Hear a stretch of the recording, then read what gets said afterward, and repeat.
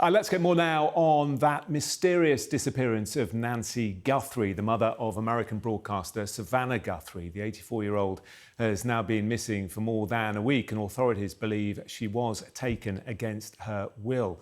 Well, Dennis Franks is a former FBI agent and joins us now. I mean, this is such a mystery, obviously desperately concerning for her family and all of us. Taken a week ago now, she failed to turn up at church. Do you feel the lack of information coming from the police means that they are really struggling, or do you think there's an alternative reason? Generally, these types of cases, the law enforcement authorities will keep things what we call close to the vest. They're only going to reveal what they think will benefit the investigation, that they may provide tips from the public. But this one is just different from the beginning. I mean, first of all, the demands are going through a third party. They're going to the media channels. Now, this is unusual, that maybe their motivation for that is to try to avoid, to mask the identity, where it's coming from more, but I'm not sure. So there is concern, I would say, with the fact that there was some blood on the porch, and I would hope that they're getting some proof of life along the way. Of course. I mean, opening up a channel of communication with the potential kidnappers must be very important. And we don't know whether the police have managed to do that or not, because, as you say, those ransom notes have been going to local media instead.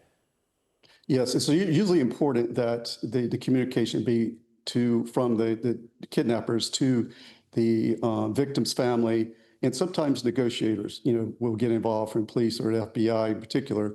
And we have no information that that's occurring. Now, there could be still some negotiation going on through third channels, through the media, and that is normally the case. I think there certainly must be some of that going on. I also noticed that some of the messages that Savannah is giving out and the family's giving out has certain wording that I think may have significance to the kidnappers, in that could be some coding, some messages there, and back and forth. It's just hard to say at this point. That's really interesting. So what makes you think that? What did you hear that made you think there could be some sort of coded message? Yeah, one of the first messages was that we hope to see her back for celebration. That was kind of an unusual term to use, in my opinion. Yes, they'll celebrate her coming back, but normally you'll use terminology such as, she's important to us, we value her, she's loving and caring, and we can't wait to see her. Yes, maybe we'll celebrate when she's back, but that's not a usual term that's used. Yeah, that's really interesting. We're just looking at live pictures of the house in Arizona from where Nancy was taken. I mean, the media can help in these sort of cases, but we've not been given any CCTV. There's been no photo fit, no description of a vehicle or a registration number. Are you surprised by that? I am, because that all is going on. Obviously, they try to acquire as much security video from the neighborhood, from streets, anything at all, from cameras that the government has up, police department, and there would be sightings. They're I'm sure doing cell phone power extrapolations, the pings, noting any patterns in. So it is unusual that they did find a car that was taken. I don't know what the significance of that is. Yeah, it is unusual they're not putting that out, which kind of, I don't want to make assumptions, but it may tend to think that they have a suspect in mind, or that doesn't entail the need to do that.